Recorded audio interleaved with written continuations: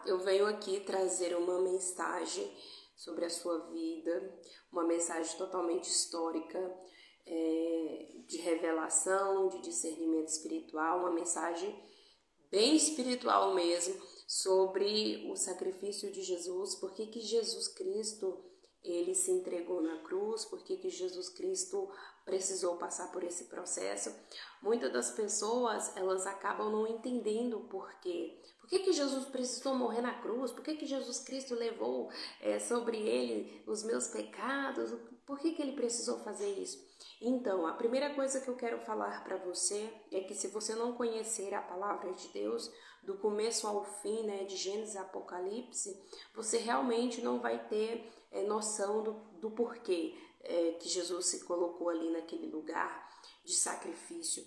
Então, eu venho aqui trazer para você um conhecimento bem resumido até, para que você tenha uma melhor noção do porquê que Jesus Cristo precisou passar pela cruz, porquê que Jesus Cristo levou sobre ele os nossos pecados. E eu quero dizer para você que nós precisamos conhecer a palavra de Deus para a gente entender muitas das coisas que estão falando para a gente, porque se a gente não conhecer a palavra, a gente não vai entender mesmo. Então é super importante você ler a Bíblia justamente para você ter um entendimento daquilo que você tem dúvida, daquilo que você desconhece, tá? Aqui no livro de Levíticos, capítulo 16, vai dizer sobre o sacrifício que um sacerdote fazia naquela época, um sacerdote ali do povo de Deus, como que ele fazia para que o povo de Deus recebesse o perdão de Deus sobre os seus pecados.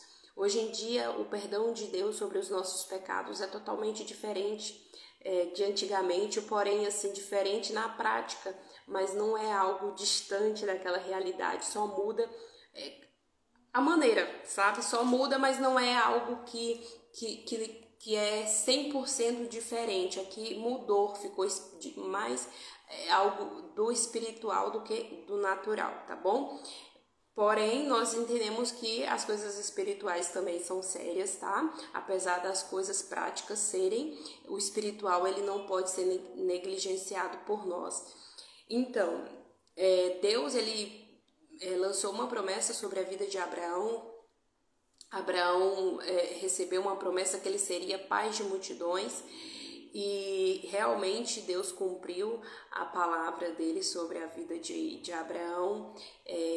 O povo da descendência de Abraão foi crescendo até um ponto que eles foram para o Egito. Se você ler a Bíblia, você vai conseguir entender que eu estou resumindo, bem resumido aqui, tá?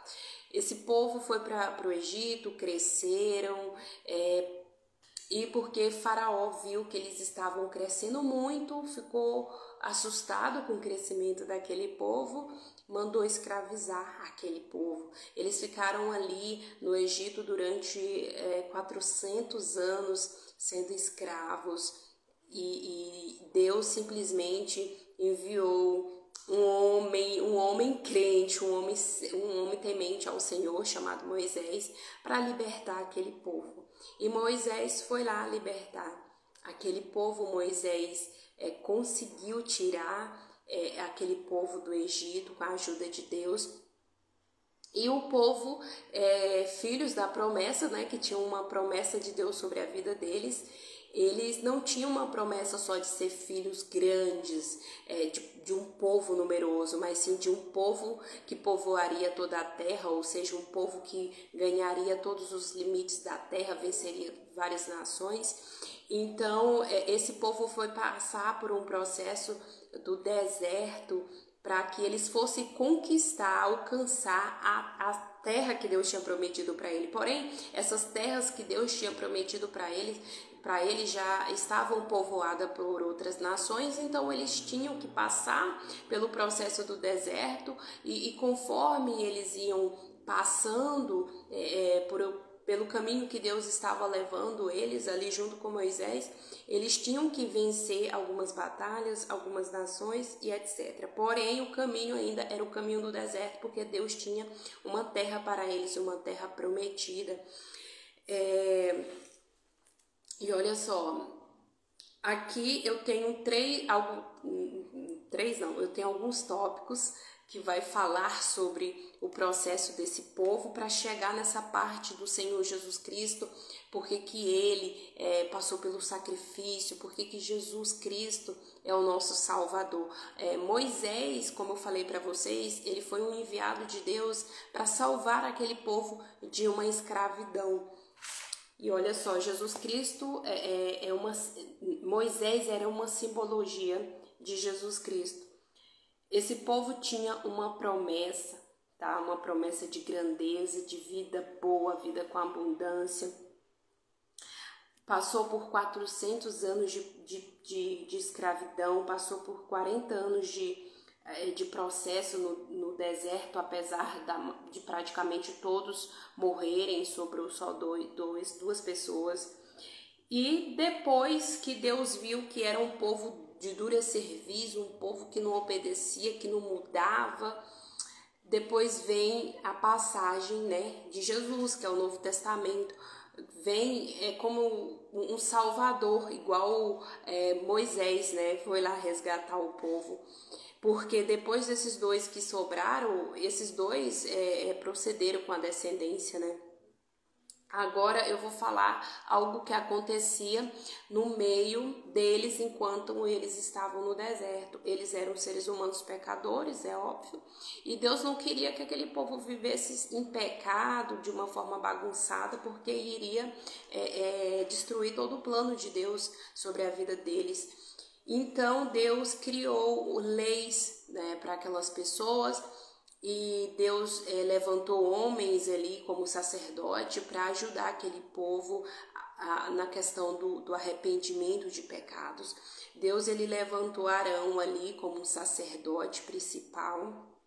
E ele seria um homem que iria ajudar aquelas pessoas nos sacrifícios, porque antigamente os pecados eram perdoados por meio de sacrifícios de animais. Era um ritual religioso, porém com total seriedade, temor diante de Deus, que tinha sim seus efeitos no mundo espiritual, tá? Deus recebia os sacrifícios deles e reconhecia com a excelência da oferta que eles realmente estavam ali arrependidos e pronto, estavam perdoados. Só que eu vou trazer isso daqui do Novo Testamento, colocando do Antigo Testamento para o Novo Testamento de uma forma como se fosse uma releitura, sabe? Aqui com essas práticas religiosas e no Novo Testamento com as práticas espirituais e as práticas naturais, tá? A diferença, porém, que não é tão diferente assim, só muda algumas coisas. Olha só, aqui em Levítico, capítulo 16, diz assim: depois que os dois filhos de Arão foram mortos quando apresentavam a Deus, o Senhor, uma oferta de incenso que não estava de acordo com a lei, o Senhor falou de novo com Moisés. Ele disse: diga ao seu irmão Arão que não é a qualquer hora que ele pode entrar no lugar santíssimo que fica atrás da cortina da tenda sagrada. Se ele entrar, morrerá, pois é ali que eu apareço numa nuvem acima da tampa da Arca da Aliança, que é o lugar onde os pecados são perdoados. Arão só poderá entrar no lugar santíssimo depois de ter matado um touro novo como oferta para tirar pecados e um carneiro como oferta que será completamente queimada. Antes de entrar, Arão tomará um banho e vestirá as roupas sacerdotais, todas feitas de linho, isto é, os calções, a túnica e o cinto, e na cabeça ele colocará a mitra, também feita de linhos. Olha só, aqui no Novo Testamento, o que está falando? Isso aqui é o Antigo Testamento. O que o Novo Testamento está falando em relação a isso aqui que está falando?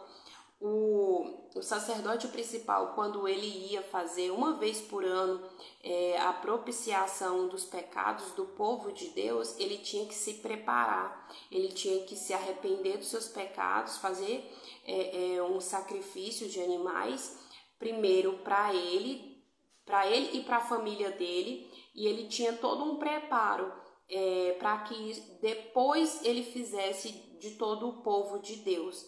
Tá? Eu vou ler aqui o que está dizendo lá em Efésios 6, 14 ao 18, para que você entenda como que o Novo Testamento tem tudo a ver, porque às vezes as pessoas elas ficam falando assim, mas não, o Novo Testamento está aí para fazer tudo ao contrário do Antigo. Vamos lá.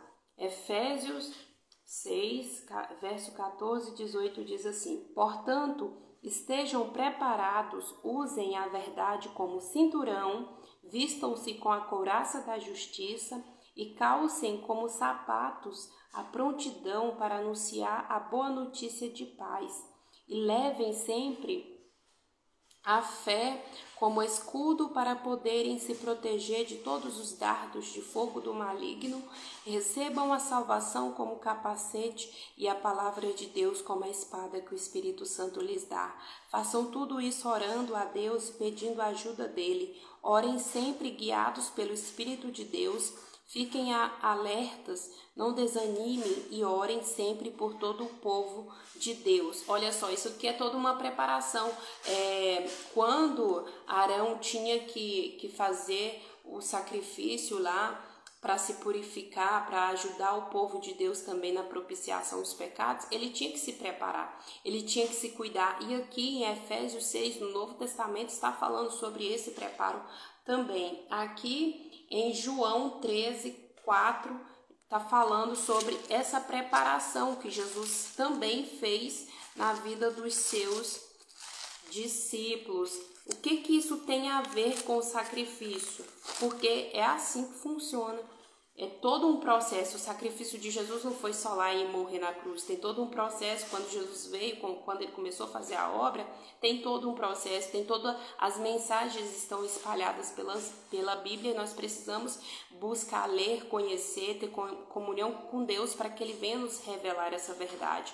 João 3, verso 4 diz assim: então se levantou, tirou a sua capa, pegou uma toalha e amarrou na cintura. Em seguida, pôs água numa bacia e começou a lavar os pés dos discípulos e a enxugá-los com a toalha. Quando chegou perto de Simão Pedro, este lhe perguntou: vai lavar os meus pés, Senhor? Jesus respondeu: agora você não entende o que eu estou fazendo, porém mais tarde vai entender. Aí ele fala: o Senhor nunca lavará os meus pés, disse Pedro.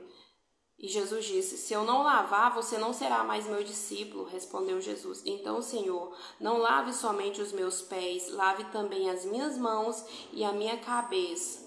Então, assim, ele estava pedindo: então me lave todo, me banhe todo, porque Jesus estava já preparando os seus discípulos para a obra dele. Por quê? Porque o sacerdote lá, ele tinha que se preparar para a obra de Deus e também até para a sua família. Ele fazia o sacrifício não só por ele, mas pela família dele e depois que ele ia fazer pelo povo de Deus. Então, assim, nós cristãos que participamos do sacrifício de Jesus, nós fazemos essa purificação, precisamos fazer essa purificação, não só por fazer, nós temos que fazer por nós, pela nossa casa, nossa família, para depois fazer a obra de Deus. Isso faz parte do sacrifício de Jesus, tá?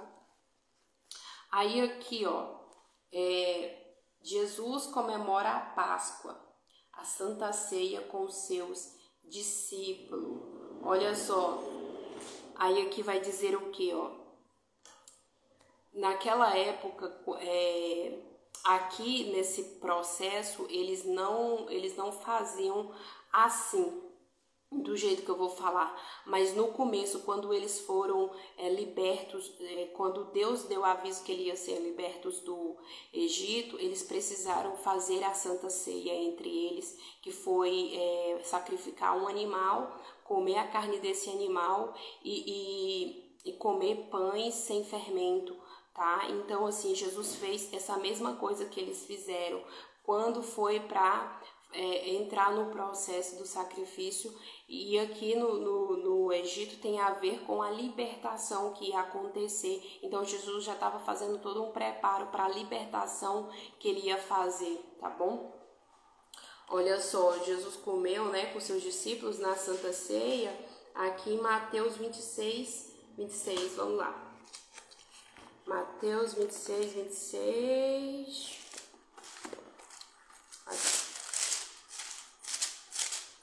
Rapidinho, eu preciso ler isso aqui porque é super importante. Enquanto estava comendo, Jesus pegou o pão e deu graças a Deus, depois partiu o pão e deu aos seus discípulos, dizendo: peguem e comam, isto é o meu corpo. Em seguida pegou o cálice de vinho e agradeceu a Deus. Depois passou o cálice aos seus discípulos, dizendo: bebam todos vocês, porque isto é o meu sangue, que é derramado em favor de muitos para o perdão dos pecados, o sangue que garante a aliança feita por Deus com o seu povo. Olha só, naquele tempo, quando eles estavam lá no Egito, Deus estava fazendo uma nova aliança, tá? Com eles, porque eles estavam no Egito e Deus ia tirar eles do Egito, e Deus estava fazendo uma aliança, e aqui Jesus estava representando o Cordeiro que foi morto lá nessa época da nova aliança, que eles tinham que comer aquele animal que simbolizava a nova aliança, tá bom? O animal e o pão. E aqui Jesus está falando: comam de mim, bebam de mim. Esse bebam de mim é do meu sangue, do sangue que traz a vida eterna. No Egito também, numa das pragas que matou todos os primogênitos, todas as casas dos filhos de Deus que foram embalsamadas com sangue, que foi marcada com sangue, não morreu ninguém. Por quê? Porque lá estava marcado a vida, já uma simbolização de quem carrega o sangue de Jesus Cristo tem vida, está marcado, está protegido. Vamos lá, aqui, ó, o incenso. Aqui vai falar sobre o incenso. Olha só. Arão pegará um queimador de incenso cheio de brasas tirada do altar, que está na presença de Deus, o Senhor, e 2 punhados de incenso cheiroso bem moído, e entrará no lugar santíssimo. Olha só, o incenso. Aqui em Levítico, no verso 12, fala, que eu acabei de ler. Aí em João 12, verso 3... vai falar sobre o incenso, porque precisava ter um incenso no ritual do sacrifício do animal. Eu marquei minha Bíblia aqui, mas como ela é grossa, acaba demorando, mas vamos lá, nós vamos conseguir. João 12, versículo 3, vai falar aqui, ó. Então Maria pegou um frasco cheio de perfume muito caro, feito de nardo puro. Ela derramou o perfume nos pés de Jesus e os enxugou com os seus cabelos, e toda a casa ficou perfumada. Olha só, aqui esse perfume que essa mulher derramou sobre Jesus, as pessoas gostam, né, de pregar sobre perfume que a mulher derramou sobre Jesus, mas aqui tem a simbologia do incenso, do ritual, do sacrifício que o sacerdote fazia naquela época. Eu vou ler aqui, ó. E Deus deu a Moisés as seguintes leis para o dia do perdão, aqui em Levítico 5, capítulo 16, verso 5. O povo de Israel entregará a Arão 2 bodes para a oferta para tirar pecados e um carneiro para a oferta que será completamente queimada. Arão pegará o touro novo da sua própria oferta para tirar pecados, e com ela conseguirá o perdão dos seus próprios pecados e dos da sua família. Depois levará os 2 bodes até a entrada da tenda sagrada, ali na presença de Deus, o Senhor. Arão tirará sorte entre os 2 bodes, usando 2 pedras, uma com o nome do Senhor e a outra com o nome de Azazel. Esse Azazel aqui, na minha Bíblia de estudo, está explicando que é como se fosse um demônio do deserto. O bode que pertence ao Senhor será morto por Arão como oferta para tirar pecados. E o bode que pertence a Azazel será oferecido vivo ao Senhor. Depois Arão mandará esse bode para o deserto, a fim de conseguir o perdão dos nossos pecados. Olha só, também no Novo Testamento está falando sobre Jesus Cristo ter se colocado maldito no nosso lugar, ter ido para o deserto. Tem essa parte aqui do que acontece com o bode. Olha só, no verso 20 do capítulo 16 de Levítico, diz assim: quando Arão termina a cerimônia da purificação do lugar santíssimo na tenda sagrada e do altar, então pegará o bode para Azazel, porá as mãos na cabeça do animal e confessará todas as culpas e faltas e todos os pecados dos israelitas. Assim Arão passará para a cabeça do bode os seus pecados, o pecado do povo, e então mandará o bode para o deserto.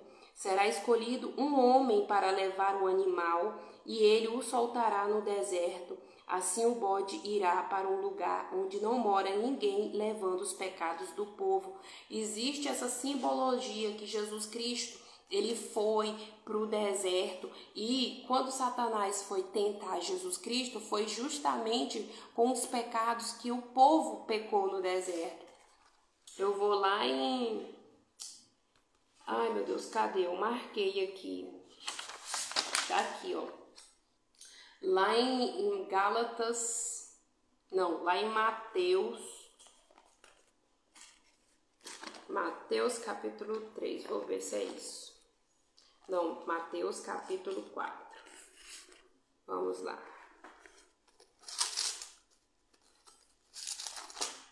Mateus... Não é capítulo 4, não. Tô lendo errado.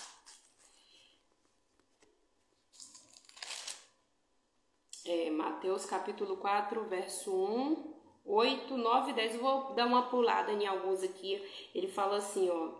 Então o Espírito Santo levou Jesus ao deserto para ser tentado pelo diabo, e depois de passar 40 dias e 40 noites sem comer, Jesus estava com fome. Lembre-se sempre desses nomes. Olha, Noé passou por 40 dias, 40 noites naquela arca. O povo passou por 400 anos no deserto, no Egito de escravidão. Eles passaram por 40 anos no deserto. Jesus fez um jejum de 40 dias, 40 noites. Tudo isso é uma simbologia do sacrifício de Jesus para a salvação, para a libertação do povo de Deus. Aí o diabo fala assim para Jesus: se você é o filho de Deus, mande que essas pedras virem pão. As pessoas pecaram lá no deserto, murmurando contra Deus, com o maná que Deus jogava no chão. Então, assim, era um pecado que Satanás estava atacando Jesus, justamente o pecado que a galera estava pecando, né? Porque Jesus estava de jejum, então ele veio falar: manda Deus fazer aí dessas pedras pão. Tipo assim, se ele mandou cair maná do céu, por que ele não faz um pão aí para você, já que você está com fome? Jesus respondeu: as escrituras sagradas afirmam, o ser humano não vive só de pão, mas vive de tudo o que Deus diz. Ou seja, o povo no deserto, eles não estavam vivendo só do maná, eles não precisavam viver só daquilo, eles estavam debaixo de uma palavra de Deus, uma palavra de vida, uma promessa, tá? Uma promessa que eles iriam herdar a terra prometida. Então, assim, nós cristãos, nós não vivemos só de pão, nós não vivemos só das coisas naturais, nós vivemos da palavra de Deus, da vida eterna que Deus tem para nós. Nós temos uma palavra de vida sobre nós. Isso tudo faz parte desse processo de sacrifício. Aí agora aqui no verso 8 diz assim, ó: Depois o diabo levou Jesus para um monte muito alto, mostrou-lhe todos os reinos do mundo e as suas grandezas e disse: eu lhe darei tudo isso se você se ajoelhar e me adorar. O povo lá no deserto, eles fizeram um bezerro de ouro e adoraram o bezerro de ouro, porque eles não queriam saber daquela vida, daquele deserto. Eu não quero isso, que não sei o quê. E inventou de fazer um bezerro de ouro, adorou. E Jesus fez o que? Vai embora, Satanás. As escrituras sagradas afirmam: adore o Senhor seu Deus e sirva somente a Ele, que é o que está lá dentro, o que está bem aqui dentro da arca da aliança, da presença de Deus aqui em Levíticos, os 10 mandamentos que faz parte também do ritual, faz parte também do sacrifício. Aqui vai falar que Arão, ele vai jogar sangue do animal que ele vai sacrificar para purificar a arca, para purificar a tampa da arca que carrega os 10 mandamentos sobre não idolatrar, sobre não adulterar, sobre não cobiçar a mulher do próximo. Olha só, Jesus estava indo contra Satanás, porque Jesus estava carregando os pecados do povo simbolicamente dessa maneira. E aqui, o bode aqui, ele recebia todas as palavras, todos os pecados que aquelas pessoas estavam cometendo, e ele era levado para o deserto, para o tal do Azazel, que aqui na minha Bíblia está falando que era um demônio. Então, assim, o demônio que recebia ali aquele bode, ele chegava ali para fazer alguma coisa que a Bíblia não fala sobre, mas assim, Jesus mostra o que ele está falando, entendeu? Jesus mostra que Satanás veio tentar fazer alguma coisa com ele, mas ele não conseguiu, porque Jesus Cristo estava ali como o próprio Deus, tá? Para bater de frente, para fazer aquilo que as pessoas não estavam conseguindo fazer, que era obedecer o Senhor, que era adorar somente a Deus. Ter Deus somente no coração dela era algo que elas não estavam conseguindo. Então, por isso que Jesus estava vindo como sacrifício vivo, como o Filho de Deus, o Filho do homem, para fazer o que o povo não estava dando conta, porque mesmo com o sacerdote fazendo as obras ali, os sacrifícios, eles não estavam parando de pecar. E olha só aqui em Gálatas capítulo 3, verso 13, diz assim: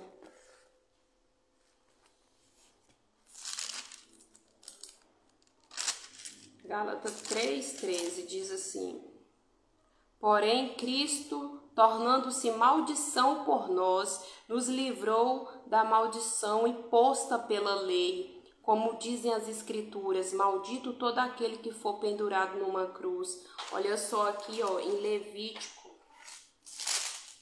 o que está falando aqui, quando Arão terminar a cerimônia,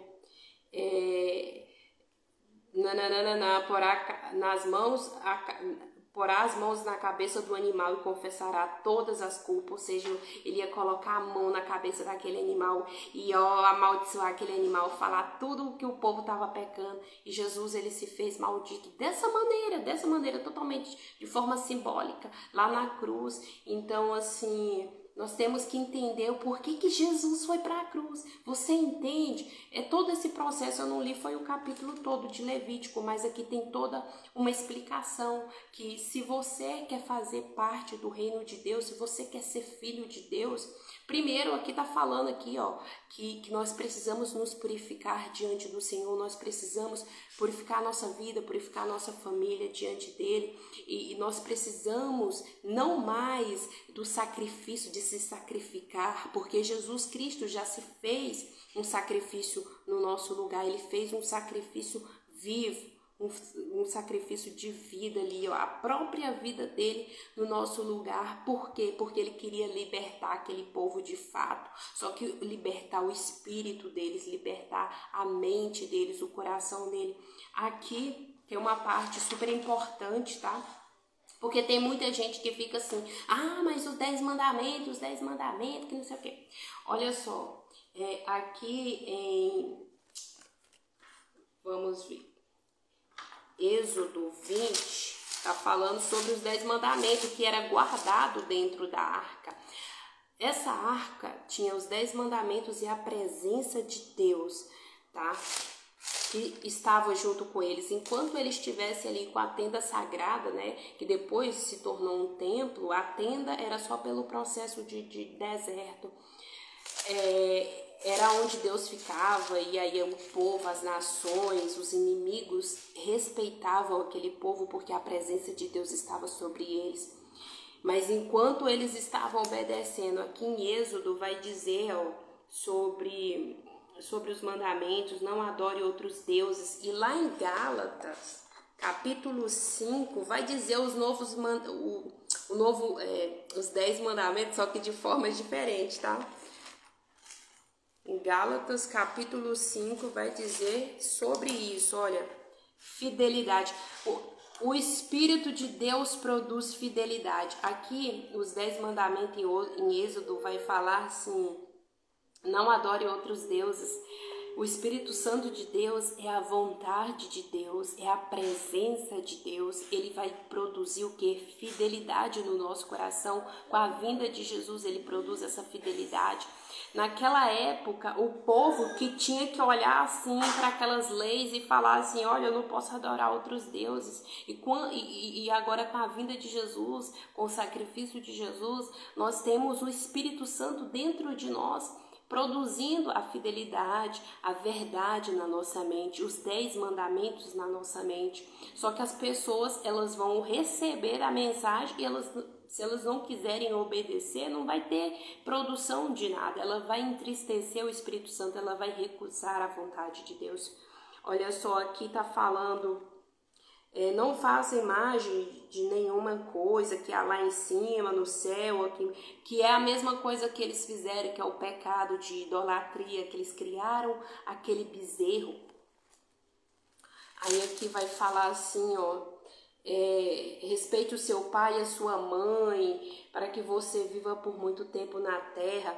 Aqui em Gálatas vai falar sobre aqui, sobre o amor, sobre a paz, sobre você ter amor, sobre você ter bondade com seus pais. Aqui vai falar também, não cometa adultério. Aqui em Gálatas vai falar domínio próprio. Quem tem um domínio próprio não faz essas coisas. Não roube, tem tudo a ver com domínio próprio. Se controla, não pegue nada de ninguém. Não cobice a casa do outro. Aqui em Gálatas vai falar para a gente não ter inveja, não ser orgulhoso, para que a gente tenha paciência, delicadeza, amor, bondade, fidelidade, humildade. Então, assim, se eu produzo o que tem aqui em Gálatas, é óbvio que eu vou conseguir. É a mesma coisa que eu estou, é a mesma coisa de estar praticando os 10 mandamentos, porque são as mesmas coisas, só que com palavras diferentes. Se você põe em prática, não tem como você desobedecer, entendeu? Então, assim, o sacrifício de Jesus na cruz é como se fosse um resumo do que era feito com o animal. Aí foi feito com ele, e ele trouxe para nós essa libertação, essa clareza de mente. Você não precisa mais fazer sacrifício, você só precisa obedecer, você só precisa conhecer a verdade, andar por ela, e aí você será liberto por ela, você será transformado, você será curado, você será sarado, porque você já tem uma palavra de vida sobre a sua vida, uma palavra de salvação sobre a sua vida, uma palavra de vida eterna sobre a sua vida.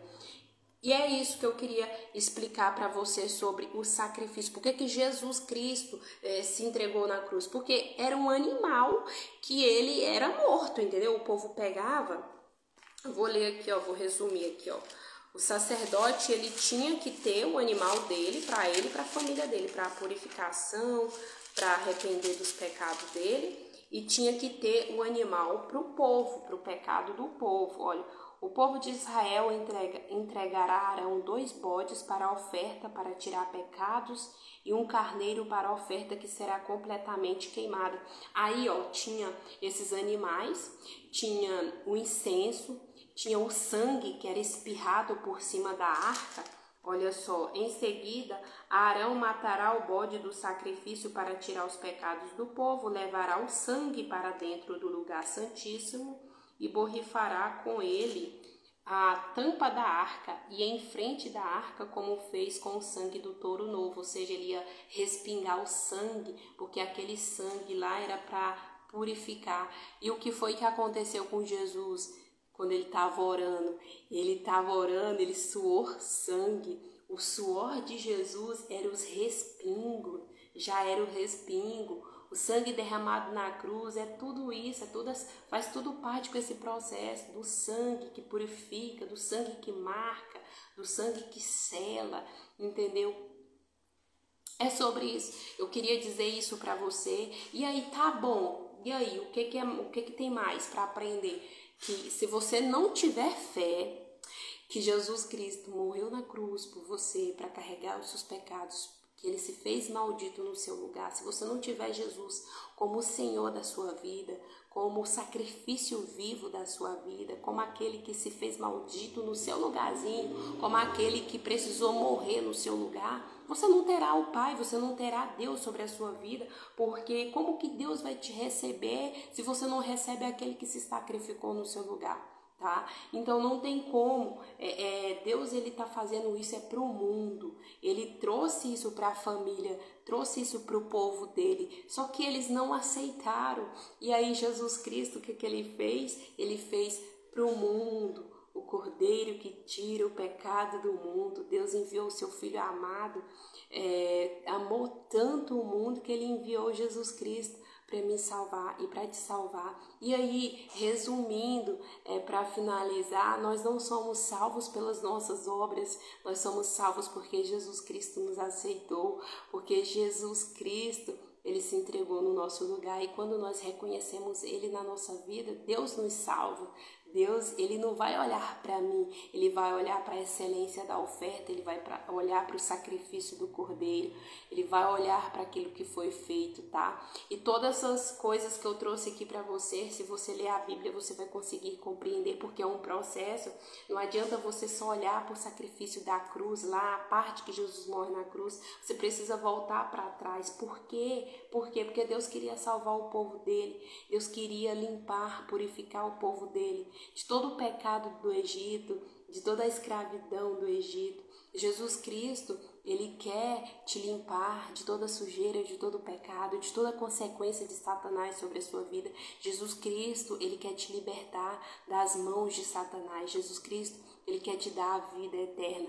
E para isso você tem que passar por ele. Aí do lado de lá você vai encontrar alguém que é maior que ele, alguém que ele obedeceu de todo o coração. Moisés não conseguiu obedecer o Senhor 100%, ele errou lá com a rocha, quando Deus mandou ele fazer um negócio, ele bateu o cajado na rocha lá com muita raiva, mas Jesus Cristo, ele obedeceu o Pai dele com todo o coração, do começo ao fim. E eu quero trazer isso para você. Jesus Cristo está me chamando, está te chamando para a gente ser obediente. Não é a nossa obediência que vai nos levar para o céu, mas um filho obediente é totalmente diferente do desobediente. A desobediência, ela nos traz a consequência. E é isso, fica com Deus, fica na paz. Essa é a mensagem que eu quero trazer para você. E tomara que você aprendeu, porque hoje eu quis só compartilhar.